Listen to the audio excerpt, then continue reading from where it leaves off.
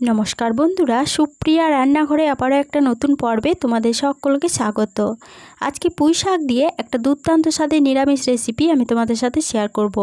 এইভাবে একবার পুঁই শাকের রেসিপিটা বাড়িতে বানিয়ে দেখবে, গরম ভাতের সাথে খেতে দুর্দান্ত লাগবে। তাহলে চলো বন্ধুরা, দেখে নেওয়া যাক আজকের এই রেসিপিটা কিভাবে বানানো হয়। পুঁই শাক দিয়ে রেসিপিটা বানানোর জন্য এখানে আমি 250 গ্রাম পুঁই শাক নিয়েছি। পুঁই শাকটা এবার একটা বটির সাহায্যে কেটে নিয়ে তারপরে আবারও দেখাচ্ছি। সমস্ত পুঁই শাকগুলো বটির সাহায্যে কেটে নিয়েছি। আর কিছু সবজি নিয়েছি এখানে একটা মিডিয়াম সাইজের আলু, পুঁই শাকের ডাঁটাগুলোকে এইভাবে একটু ছোট ছোট করে কেটে নিয়েছি একটা বড় সাইজের ঝিঙেটাকেও লম্বা লম্বা করে কেটে নিয়েছি। একটা বড় সাইজের মূলো নিয়েছি, মূলোটাকেও এইভাবে ঠিক লম্বা করে কেটে নিয়েছি। আর একটা মিডিয়াম সাইজের বেগুনকে এইভাবে কেটে নিয়েছি। পুঁই শাকের ডাঁটাটা আলাদা কেটেছিলাম, আর পুঁই শাকের পাতাগুলোকেও আলাদাভাবে কেটে নিয়ে জল দিয়ে ভালোভাবে ধুয়ে নিয়েছি। আর পাতাগুলোকে ঠিক এইভাবে একটু বড় বড় করে কেটে নিতে হবে। সমস্ত সবজি একটা সাইডে সরিয়ে রাখলাম। এদিকে গ্যাসের ওভেনে একটা কড়াই বসিয়ে গ্যাসটা অন করে কড়াইয়ের মধ্যে দিয়ে দিলাম 2 চা চামচ সরষের তেল। তেলটা যখন ভালোভাবে গরম হয়ে গেছে তখন তেলের মধ্যে দিয়ে দিচ্ছি বেশ কয়েকটা বড়ি। এই বড়িটা আমার ঘরে দেওয়া বড়ি। এবার এই বড়িগুলোকে গ্যাসের ফ্লেমটাকে মিডিয়ামে রেখে বেশ কিছুক্ষণ নেড়ে চেড়ে ভেজে নেব। বড়িগুলোকে বেশ লালচে করে ভেজে নিয়েছি।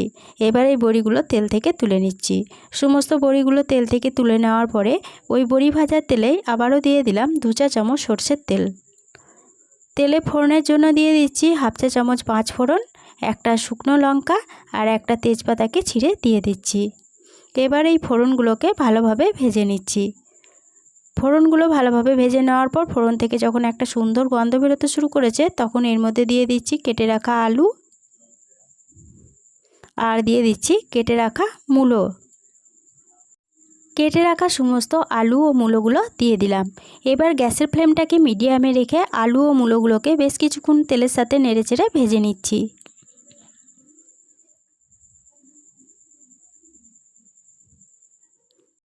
গ্যাসের ফ্লেমটাকে মিডিয়ামে রেখে আলু ও মূলোগুলোকে 2 মিনিট মতো নেড়েচেড়ে ভেজে নিয়েছি। এরপরে এর মধ্যে দিয়ে দেব কেটে রাখা বাকি সবজিগুলো। দিয়ে দিচ্ছি বেগুন, দিয়ে দিচ্ছি কেটে রাখা ঝিঙেগুলো আর দিয়ে দেব পুঁই শাকের ডাঁটাগুলো। এই সবজিগুলোকে দিয়ে দিলাম। এবার গ্যাসের ফ্লেমটাকে আবারও মিডিয়ামে রেখে এই সবজিগুলো বেশ কিছুক্ষণ নেড়েচেড়ে ভেজে নিচ্ছি।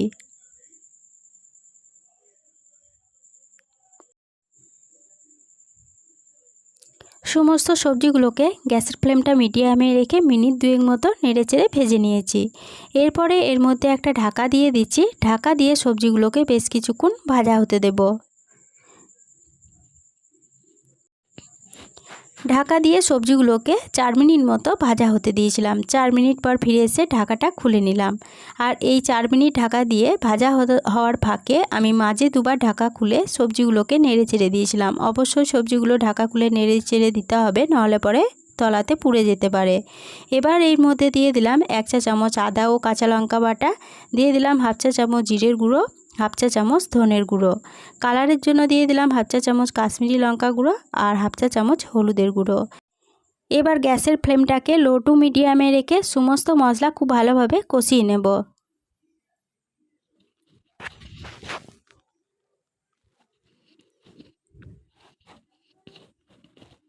গ্যাসের ফ্লেম লো টু মিডিয়ামে রেখে সমস্ত মশলা 4 মিনিট মতো সময় ধরে কষিয়ে নিয়েছি।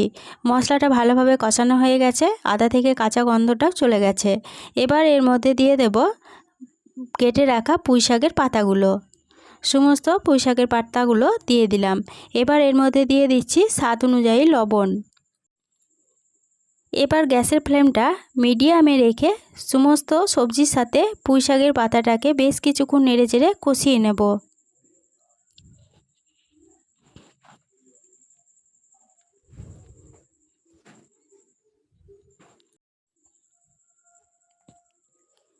সমস্ত সবজির সাথে পুঁই শাকের পাতাগুলোকে 2 মিনিট মতো নেড়েচেড়ে কষিয়ে নিয়েছি। পুঁই শাকের পাতাটা বেশ নরম হয়ে গেছে আর সমস্ত সবজি থেকে বেশ কিছুটা জল বেরোতেও শুরু করে দিয়েছে। দেখো, দেখিয়ে দিচ্ছি। এবার এর মধ্যে একটা ঢাকা দিয়ে দেব। ঢাকা দিয়ে গ্যাসের ফ্লেমটাকে একদম লোতে করে এটাকে বেশ কিছুক্ষণ রান্না হতে দেব। গ্যাসের ফ্লেমটাকে একদম লোতে রেখে 7 থেকে 8 মিনিট মতো রেখে দিয়েছিলাম।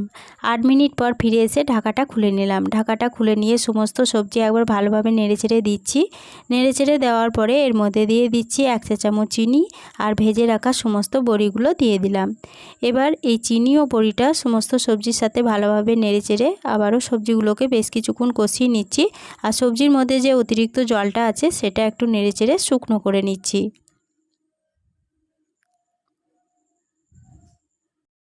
চিনি ও বড়িটা দিয়ে পুঁই শাকগুলোকে আবারও মিনিট 2 মতো নেড়েচেড়ে কষিয়ে নিয়েছি। জলটা বেশ শুকনো হয়ে গেছে। এবার গ্যাসের ফ্লেমটাকে বন্ধ করে পুঁই শাকের রেসিপিটা কড়াই থেকে নামিয়ে নিচ্ছি। পুঁই শাকের রেসিপিটা পরিবেশনের জন্য আমার একদম রেডি হয়ে গেছে। আজকে পুঁই শাকের রেসিপিটা দেখে ভালো লাগলে ছোট্ট একটা লাইক দিয়ে এরকম নতুন নতুন রেসিপি পেতে প্লিজ আমার চ্যানেলটা সাবস্ক্রাইব করে আমার পাশে থেকো। বন্ধুবান্ধব সকলের সাথে শেয়ার করে দিতে ভুলো না প্লিজ। আজকে রেসিপিটা কীরকম লাগলো কমেন্ট করে জানাতে ভুলো না। আজকে এই পর্যন্তই ছিল, ফিরে আসবো আবার নতুন কোনো রেসিপি নিয়ে।